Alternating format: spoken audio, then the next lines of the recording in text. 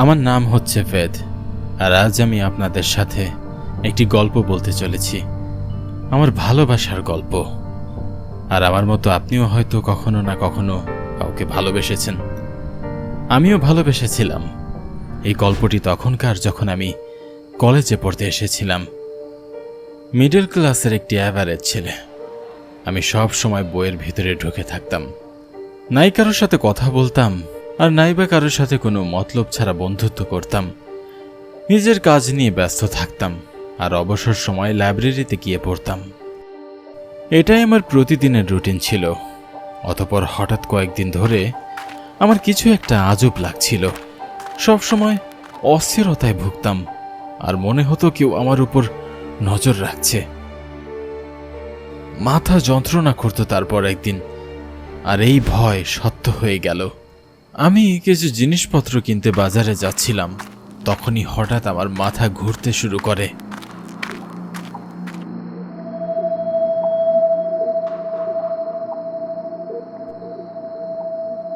এ সময় এই অসময় শ্বাস প্রশ্বাস বেড়ে যাওয়া, অস্থিরতা অনুভব হওয়া, মনে হচ্ছে আমার শরীর অনেক বেশি খারাপ হয়ে যাচ্ছে। পরীক্ষাও মাথার উপর, যদি বাড়ি ফিরতে হয় তাহলে অনেক বড় সমস্যা হয়ে যাবে।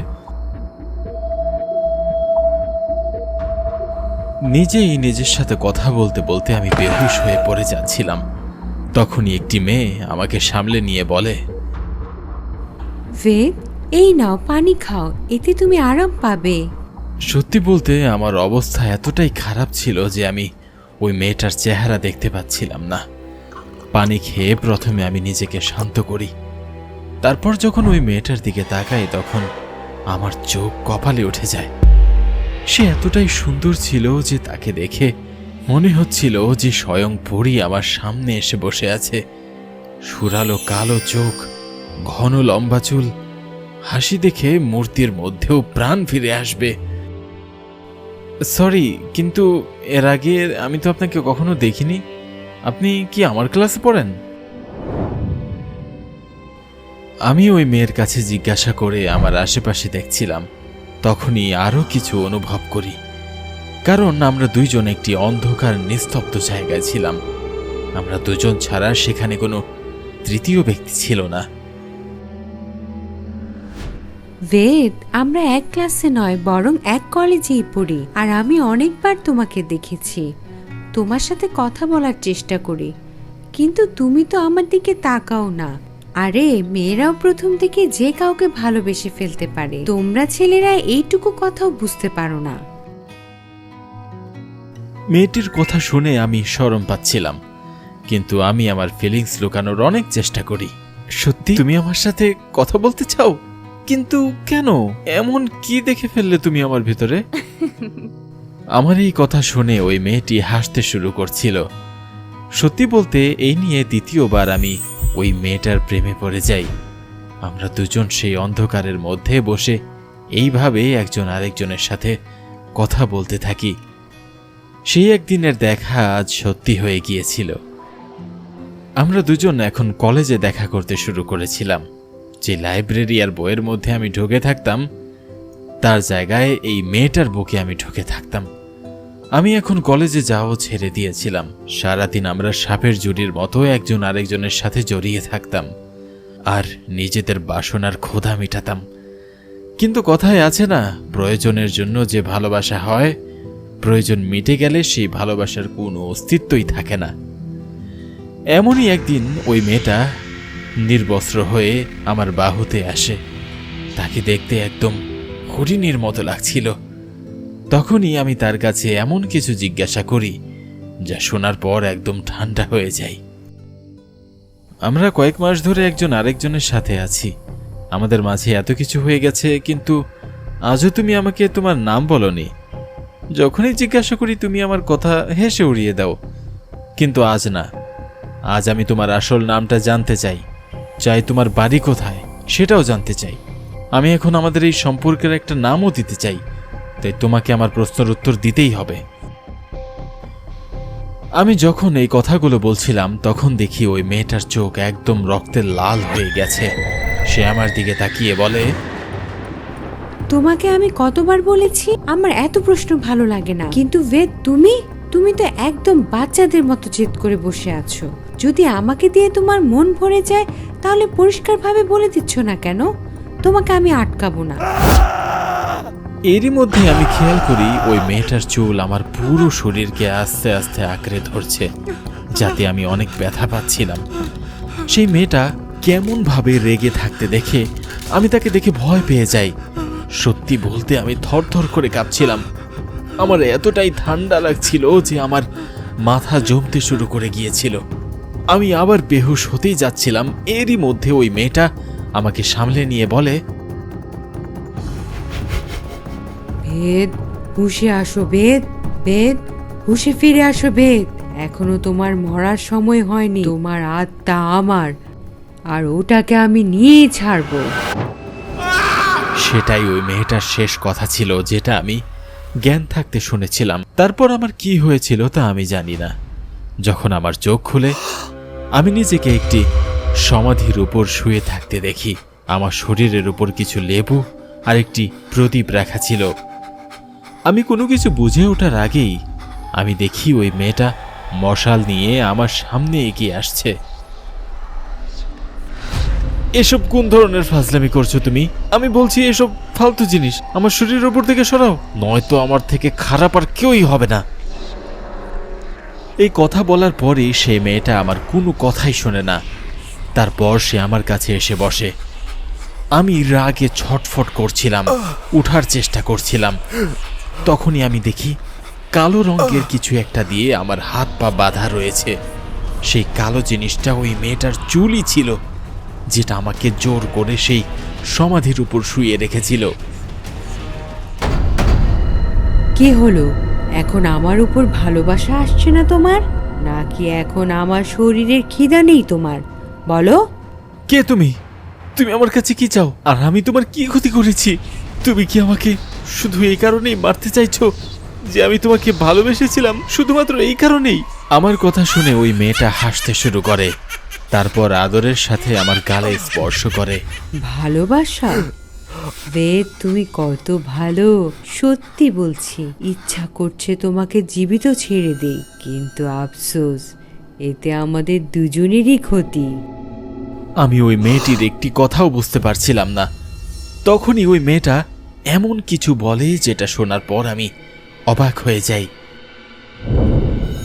বেদ, এমনিতেও তুমি কিছুক্ষণের মধ্যে মারা যাবে। তুমি হয়তো জানো না, কিন্তু তোমার মাথায় একটি টিউমার বেড়ে উঠেছে, যেটা যে কোনো সময় ফেটে যাবে। তাই যখন তোমায় মরতেই হবে, আমারও একটু ভালো করে দাও। আমিও তো তোমার কত রাত রঙিন করেছি, তারই হিসাব ভেবে নাও।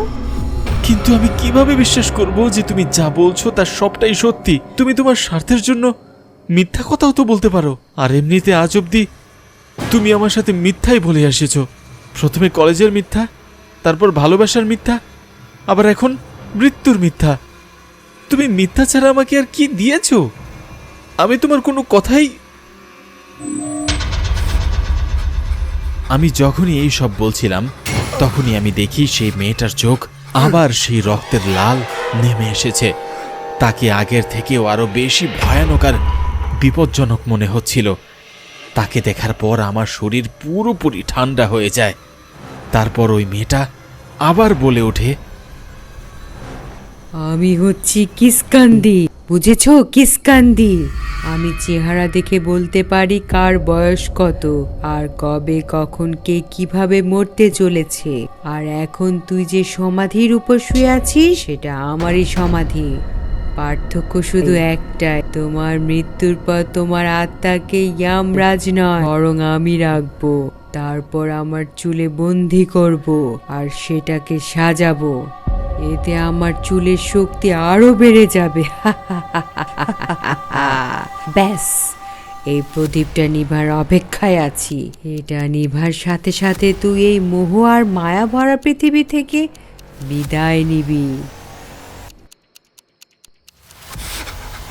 কিচকান্দি কথা শুনে আমার মনে জাগা সব প্রশ্ন এক নিমিষে শেষ হয়ে যায়। কেন কিচকান্দি আমার কাছে এসেছিল, আর কেন আমি মাঝে মাঝে হঠাৎ অজ্ঞান হয়ে পড়তাম? আর আমার এত ঠান্ডা কেন লাগতো? এই সব প্রশ্নের উত্তর আমি পেয়ে গিয়েছিলাম। আর সত্যি বলতে কিচকান্দির টিউমারের কথাও সত্য ছিল, কারণ আস্তে আস্তে আমার মাথা ব্যথা অসহনীয় হয়ে উঠেছিল, যেটা আস্তে আস্তে বেড়েই চলেছে। আর আমি অনুভব করছিলাম আমি আমার প্রাণ বাঁচানোর অনেক চেষ্টা করি, কিন্তু কিচকান্দির চুলগুলো আমার হাত পা এমনভাবে আঁকড়ে রেখেছিল যে আমি নড়াচড়া করতে পারছিলাম না। আমি এখন আমার মৃত্যুর আহট শুনতে পাচ্ছিলাম, কিন্তু আমি বেঁচে থাকতে চাইছিলাম, আর বেঁচে থাকার জন্য যে কোনো কিছু করতে আমি প্রস্তুত ছিলাম। প্রদীপের আলো এখন একদম নিভে যেতে চলেছিল। এটা দেখে কিচকান্দি তার চোখ বন্ধ করে কিছু মন্ত্র উচ্চারণ করছিল। ভেদ, এটাই সেই সুযোগ। যদি এখন কোনো কিছু না করি তাহলে আর কখনোই কিছু আমি করতে পারবো না। আমি নিজের সাথে কথা বলতে বলতে নিজের সর্বশক্তি দিয়ে নিজেকে ছাড়াই। আমি নিজেকে ওই কিচকান্দি সমাধির থেকে সরাতে সক্ষম হয়ে যাই, কিন্তু কিচকান্দি নিজের চুল দিয়ে এখনো আমাকে বেঁধে রেখেছিল। তখনই কিচকান্দির বলা একটি কথা আমার মনে পড়ে যায়। কিচকান্দি বলেছিল ও আমার আত্মাকে ওর চুলে আটকে রাখবে আর ওর চুলের শক্তি বাড়াবে। তাই আমি যদি ওর চুল কেটে ফেলি তাহলে ও আমাকে কিসে আটকে রাখবে? আমি তৎক্ষণাৎ কিচকান্দির পেছনে যাই। এক হাতে একটি চাকু নেই, আরেক হাতে কিচকান্দির চুল। তারপর ওটাকে শক্ত করে ধরে বলি, আমি বলেছিলাম আমি তোমাকে সত্যি সত্যি ভালোবাসি, কিন্তু তুমি আমাকে নিজের মতোই মিথ্যাবাদী ভেবেছ। মনে রেখো, সব সময় তোমাকে আমি ভালোবেসেছি আর তোমাকেই আমি ভালোবাসবো। এ কথা বলেই আমি ওর চুলের বেনি কেটে ফেলি। বেনি কাটার সাথে সাথেই ওই কিচকান্দি ব্যথায় চিৎকার করতে শুরু করে। বেনির ভেতর থেকে অনেকগুলো কালো ছায়া বেরিয়ে আসে, আর বেনিটাও আবার সোনালি রং ধারণ করে। তখনই আমি দেখি কিচকান্দি চিৎকার করতে করতে তার সমাধির ভিতরে ঢুকে গেল, আর কিছুক্ষণের মধ্যেই সে গায়েব হয়ে গেল। কিচকান্দি মরার সাথে সাথেই আমার মাথায় থাকা টিউমারের ভাটার সময় ঘনিয়ে এসেছিল। আমি বুঝতেই পারছিলাম না যে এখন আমার কি করা উচিত, কার কাছে সাহায্য চাইব, কারণ আমার এক হাতে জীবন ছিল, আরেক হাতে ছিল কিচকান্দির বেনি। হয় আমি টিউমার কাটিয়ে নিজেকে এক যন্ত্রণাদায়ক মৃত্যু দিতে পারি, না হয় কিচকান্দির বেনিটা নিজের চুলের সাথে লাগিয়ে নিজেকে জীবিত রাখতে পারি। আমার এক হাতে জীবন ছিল, আরেক হাতে ছিল মৃত্যু। তাই আমি আর কোনো কিছু না ভেবেই আমি জীবনটাকেই বেছে নেই, আর কিচকান্দির বেনিটাকে আমার চুলের সাথে লাগিয়ে দেই। এখন আমি অন্যদের চেহারা দেখলেই তাদের জীবন আর মৃত্যুর কথা বলে দিতে পারি, আর এভাবেই নিজের জন্য সবচেয়ে সহজ শিকার আমি খুঁজে নেই।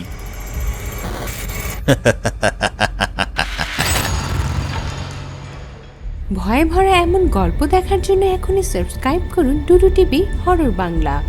আর যদি আপনি চান আপনার ভয়ানক কাহিনীও মানুষ জানুক, তাহলে এক্ষুনি ডুডু টিভিতে ইমেল করুন।